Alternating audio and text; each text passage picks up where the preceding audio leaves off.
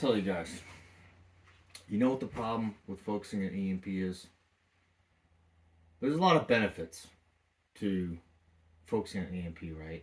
It's kind of the catch all, worst case scenario. If you're ready for that, then you should be ready for anything. And that's fine, right? Problem is, um, right, in my industry, we would call that low probability, high risk, right? One of the most unlikely scenarios, or extremely low likelihood, depends on who you ask, depends on how you cut it. I understand.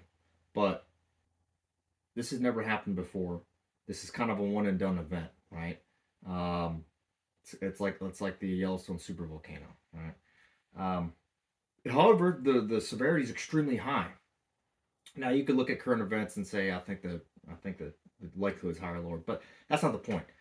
Um, the problem is I know some of you guys are not going to like me saying this, but I'm here for all of us to get better together. Okay, so I definitely want to hear your thoughts below because I know some of you guys are going to have thoughts on this. But what I've seen is some people are so focused on preparing for an EMP that they pass up other opportunities to be prepared for the less severe scenarios or everyday life. And the common thing is people saying, oh, well, if there's no electricity, you can't use that. And there's no point in having a generator because in an EMP that won't work, or an EMP this won't work, or I need with no electronics, I got to have this.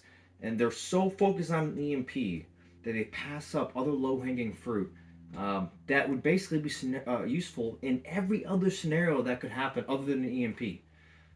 Right? Whether that's a generator for power outages, whether that is certain electronics that would work basically in every other scenario other than an EMP, right? Whether we're talking famine, uh, pandemics, economic degradation, invasion, whatever. There's a lot of these other tools out there that would help people, and I see these comments a lot. Well, in an EMP, I can't use that, so there's no point. I need to have a vehicle with no electronics, which is fine. I would love to have a like uh, what is that, 60 series or 62 series FJ Cruiser, right? An old FJ Cruiser, Land Cruiser, not FJ Cruiser, an old Land Cruiser, um, fully restored, all mechanical. Yeah, I would love that. But my actual vehicle, everyday vehicle, bug out vehicle, is a 2019 Toyota 4Runner, right? So weigh my options. I'm not going to hurt my capability in every other aspect just to put all my eggs in one basket to be prepared for an EMP.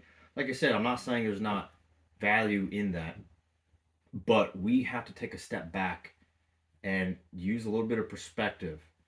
And when we start making those decisions, say, okay, but are there other things that this could be useful for? Are there other scenarios? Look at what's happening now with inflation and people predicting food shortages and famines, depending on or whose prediction you're looking at, social degradation. Look at all these avenues these other things could lead us into.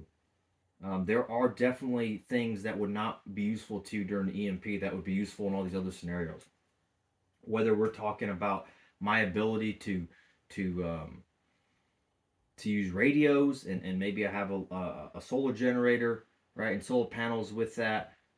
Maybe I have a computer with documents downloaded in addition to books. Typically this revolves around electronics, but just take a step back. Don't shoot yourself in the foot trying to be so prepared for an EMP that you pass up these other capabilities that would be useful in everyday life or in these other scenarios that could also happen, right? You might be wrong. I might be wrong. We all might be wrong. That's why we're doing this. We're trying to be prepared because we want to make sure we have the capability no matter what happens ahead of time. So, hey, just take a little time, be a little introspective, think about all right, there are these things that these other preppers are getting that I have um, abstained from because I am an EMPist, right? Um, yeah, take a look at that and see. Maybe there are things that you can go back and get that might be useful. Anyway, just want to share my thoughts. I'm sure you guys will have your own thoughts, so go ahead and put them in the comments. Check us out on Patreon. Join that community over there. Stay safe, stay prepared.